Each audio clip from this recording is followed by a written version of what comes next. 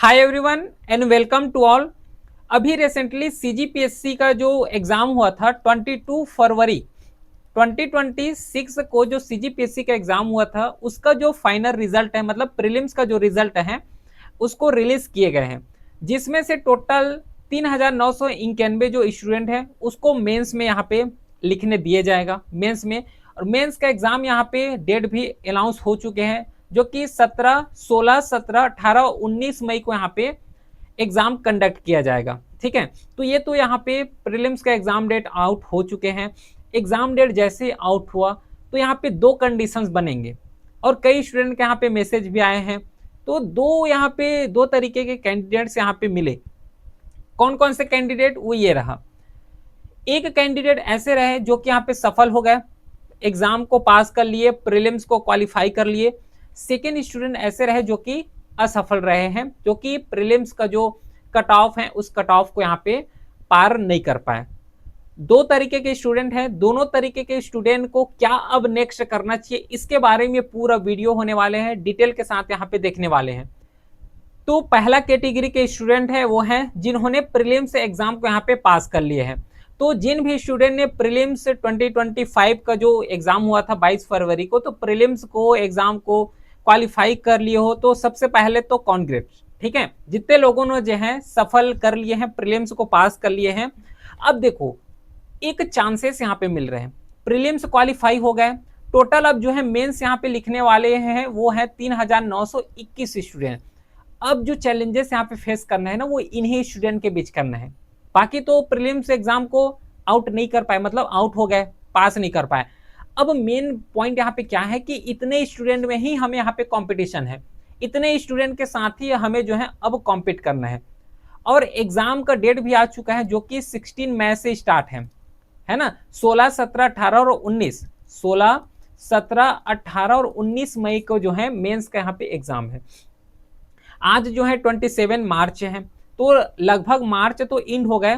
हमारे पास जो time frame बचा हुआ है वो रफली जो है 1.5 मंथ का टाइम फ्रेम बचा हुआ है। 1.5 महीने हमारे पास अभी हैं, और 1.5 महीने में पूरा प्रीलिम्स को, ये तो प्रीलिम्स का हो गया, लेकिन 1.5 महीने में अब पूरा मेंस को यहाँ पे क्वालिफाई करना है, मेंस का प्रिपरेशन करना है। तो इसको कैसे कर सकते हैं उसके बारे में थोड़ा कवर करेंगे। इसके बाद जो स्टूडेंट असफल हुए हैं उसके बारे में कवर करेंगे। ठीक है, तो जो भी यहाँ पे सफल हो गए हैं उसको तो सबसे पहले दोबारा जो है अगेन थम्स अप। ठीक है, मेंस के लिए अब सीधी सी बात है, यहाँ पे हमें जो एटलीस्ट ट्राई करना है वो है पूरा रिवीजन का। यही एक फंडामेंटल की होता है, रिवीजन के साथ जो आंसर राइटिंग है, इस आंसर राइटिंग में हमें सबसे ज्यादा फोकस देने की बात है। अब ये रिवीजन कैसे करोगे, तो रिवीजन करने का बेस्ट मेथड है कि आंसर राइटिंग करो। बेस्ट मेथड यही है कि आंसर राइटिंग करो। जितना ज्यादा आंसर राइटिंग करोगे उतना ही ज्यादा यहाँ पे काम आएगा, रिवाइज हो जाएगा। आंसर राइटिंग तो होगा ही होगा। एक चीज और काम ये कर सकते हो कि सब्जेक्ट को अब थोड़ा सा यहाँ पे वेटेज के हिसाब से कवर करना स्टार्ट करो, कि कहाँ से जो है कौन से सब्जेक्ट से सबसे ज्यादा क्वेश्चन आ रहे हैं उसको टैकल करना स्टार्ट करो। तो जब सब्जेक्ट वाइज कवर करेंगे तो बहुत आसानी से जो है, जो सब्जेक्ट वाइज वेटेज अगर कवर करोगे तो जो सबसे ज्यादा वेटेज है वो सबसे पहले हो जाएगा, उसके बाद जो अदर सब्जेक्ट हैं उसको करेंगे। तो जो भी यहाँ पे सफल हो गए हैं तो उतना तो यहाँ पे डिस्कस नहीं करेंगे इनके बारे में, क्योंकि यहाँ पे 1.5 मंथ का टाइम है, और 1.5 मंथ में सबसे ज्यादा जो प्रायोरिटाइज देना है वो रिवीजन है। जितना ज्यादा हो सके उतना यहाँ पे आंसर राइटिंग प्रैक्टिस कर दो।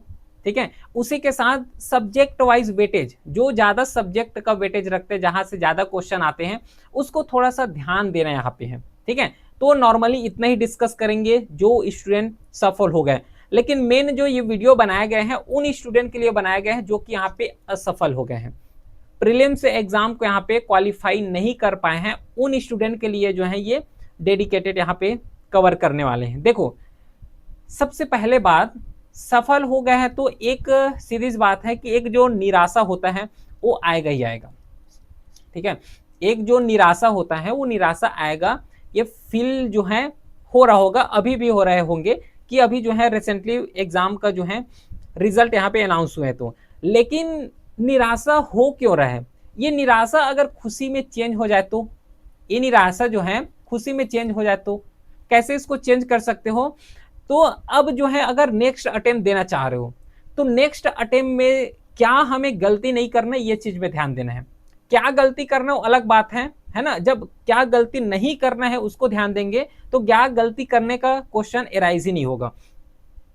सिंपल से पहला स्टेप ये करो कि अब तो देखो निराश तो हो गए हो, निराश होने से अब एग्जाम तो और वापस नहीं आएगा, लेकिन ये सोचना है कि पूरे जो 1 ईयर के जर्नी रहे हैं, 2 साल या फिर स्पेंड किए हो या फिर 1.5 साल यहाँ पे लगाए हो पढ़ाई में, तो क्या 1.5 साल में क्या क्या हमारा जो है चैलेंजेस रहे हैं, है ना, क्या क्या हमें जो है मिस्टेक्स किए गए हैं इस एग्जाम के दौरान, उस मिस्टेक्स को यहाँ पे फाइंड आउट करने का ट्राई करो। उस मिस्टेक्स को यहाँ पे फाइंड आउट करने का ट्राई करो और फाइंड आउट करने के बाद उसको सॉल्व करो। ये बेस्ट तरीके हैं। क्या मिस्टेक्स हो रहे हैं यहाँ पे, असफल होने का सबसे मेजर यहाँ पे कारण है, क्योंकि हर इंसान अपने लाइफ में एक ना एक बार असफल हुए हैं, नो डाउट।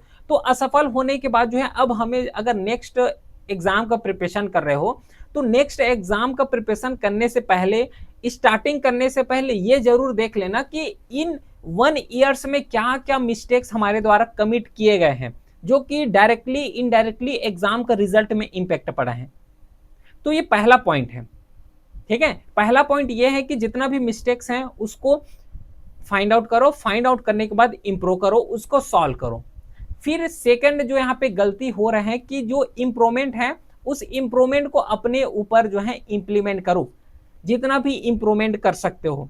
और ये जितना भी इंप्रूवमेंट हो सकता है वो पूरा किसके लेवल में हो पाएगा, ये हो पाएगा कि प्रीवियस गलती क्या की है, सॉल्व करना है, सॉल्व करने के बाद उसको जो है प्रॉपर इंप्लीमेंट करना है, ठीक है। फिर इसके बाद मैं थर्ड बता रहा हूं कि अब जो है नेक्स्ट स्टेप जब स्टार्ट करोगे, जितने लोग भी असफल हुए हैं, बाकी ये चैनल से क्या क्या मिलेगा उसको भी यहाँ पे मैं बताने वाला हूँ, है ना, बहुत हेल्पफुल मिलेगा इस चैनल्स के थ्रू, क्या क्या यहाँ पे प्रिपरेशन होने वाले हैं। और ऑलरेडी क्लास भी स्टार्ट हो चुका है जो कि free of cost YouTube channel में ही अपलोड हो रहा है। थर्ड स्टेप यहाँ पे ये करना है कि माइंड सेट चेंज करो। अब माइंड सेट, अगर न्यू स्टूडेंट हो या फिर असफल भी हो गए होंगे, है ना, एग्जाम किसी कारणवश क्वालिफाई नहीं हो गया, तो सबसे मेजर जो काम अपने को अब करना है नेक्स्ट प्रिपरेशन स्टार्ट करने से पहले, इस चीज को कि इंप्रूवमेंट करना है, जितना मिस्टेक कमिट हुए उसी को यहाँ पे इंप्रूव करना है, उसी को यहाँ पे सॉल्व करना है। माइंडसेट कैसा होना चाहिए, जब ओरिएंटेशन क्लास हुआ था तो ओरिएंटेशन क्लास के सबसे पहले में मैं इसी बात को एम्फेसिस किया था कि माइंडसेट कैसा होना चाहिए। ये कोई बात नहीं करते, माइंडसेट होना चाहिए हमें डायरेक्टली मेरिट होना है, मेरिट इन होना है, हमें डायरेक्टली सिलेक्शन लेना है। अब ये बोलोगे कि सर सब तो जो है सिलेक्शन लेने के लिए पढ़ाई करते हैं, सिलेक्शन सब लेने के लिए पढ़ाई तो करते हैं, लेकिन सिलेक्शन लेने वाला जो माइंडसेट है वो माइंडसेट नहीं होता है। पढ़ाई तो सब कर रहे हैं, सब चाह रहे हैं कि हमारा सिलेक्शन हो जाए, लेकिन सिलेक्शन होने के लिए जो माइंडसेट चाहिए वो माइंडसेट को यहाँ पे डेवलप करना पड़ेगा। फिर ये आएगा क्वेश्चन कि ये माइंडसेट क्या होता है। देखो माइंडसेट में ये ध्यान रखो, जिस दिन से जो है प्रिपरेशन स्टार्ट करोगे उस दिन से प्रीलिम्स का प्रिपरेशन एक साथ होगा, मेंस का प्रिपरेशन उसी दिन से स्टार्ट होगा, इंटरव्यू का प्रिपरेशन उसी दिन से स्टार्ट होगा। इसको बोलते हैं माइंडसेट। हम लोग कैसे करते हैं, ऐसे सोचेंगे कि पहले जो है प्रीलिम्स क्वालिफाई हो जाए, प्रीलिम्स क्वालिफाई हो जाएगा तब बाद में देखेंगे कि अगर क्वालिफाई हो जाता है तो मेंस का प्रिपरेशन करेंगे, फिर मेंस जैसे तैसे करके हो गया, फिर सोचते हैं कि चलो मेंस तो हो गया अब इंटरव्यू दे लेते हैं। ये माइंडसेट नहीं होता है। और ये इस माइंडसेट से अगर होंगे, अगर इस माइंडसेट से अगर जो है मिस्टेक किए होंगे तो इस मिस्टेक को थोड़ा सा सुधारना है, इंप्रूवमेंट करना है। अगर प्रीलिम्स क्वालिफाई हो जाए तो प्रीलिम्स क्वालिफाई होने के बाद 1.5 मंथ का बस टाइम बचता है। अब ये 1.5 मंथ में पूरा सिलेबस को कवर करना है, पूरा 5 जीएस सिलेबस है ना, लैंग्वेज का पेपर अलग है, और इन पूरे टोटल 7 पेपर जो होते हैं, सातों पेपर को जो है 1.5 मंथ में कवर कर पाना अपने लेवल में बहुत ज्यादा चैलेंजिंग है, इम्पॉसिबल टाइप होता है। तो ऐसा ना हो कि प्रीलिम्स क्वालिफाई हो जाए फिर बाद में पता चल रहा है कि मेंस लिखना है और मेंस के लिए कुछ पढ़े ही नहीं है, तो ये यहाँ पे दिक्कत होता है, ठीक है। तो एक लेवल से स्टार्ट करना है, प्रीलिम्स, मेंस और इंटरव्यू, तो तीनों को जो है यहाँ पे ध्यान में रखते हुए डे 1 से यहाँ पे स्टार्ट करना है। बाकी जितने लोग भी यहाँ पे असफल हो गए हैं उसको देखो, निराशा तो होता है, प्रिपरेशन किए थे, निराशा यहाँ पे होता है, लेकिन वही सोचना है, थोड़ा सा यहाँ पे टाइम लो, चाहे 1 दिन का टाइम लो, 2 दिन का टाइम लो, थोड़ा सा अपना जर्नी को देखो एक बार, प्रीवियस जो जनवरी हुआ है उसमें क्या क्या मिस्टेक किए हैं, अगर वही मिस्टेक को अगर अप्लाई कर लेते हो, वही मिस्टेक्स को अगर जो है दोबारा कमिट ना करते हुए उस मिस्टेक को इंप्रूवमेंट कर लेते हो, तो देखना नेक्स्ट ईयर जो है पूरा सफल की कैटेगरी में आओगे। ठीक है, डायरेक्टली अब मेंस में बैठोगे। तो ये यहाँ पे बस थोड़ा सा ध्यान रखना है, वही चीज यहाँ पे बोल रहा हूँ।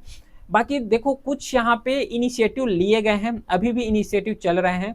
कौन कौन सा इनिशिएटिव? पहला जो इनिशिएटिव यहाँ पे चल रहे हैं कि इंग्लिश, ठीक है, ये जो इंग्लिश है ना बहुत ज्यादा चैलेंज करता है, बहुत ज्यादा।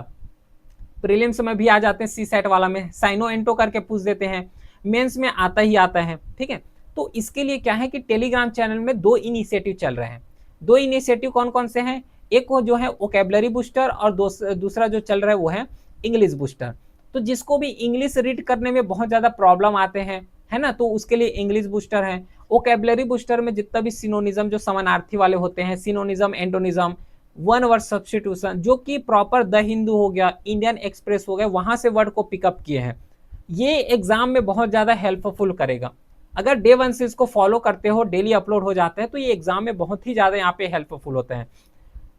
सेकेंड चीज कि जो इंडियन जीके का जो क्लास है फॉर 2026 सीजीपीएससी के लिए, स्पेशली 2026 के लिए इंडियन जियोग्राफी का जो क्लास है वो स्टार्ट हो चुका है।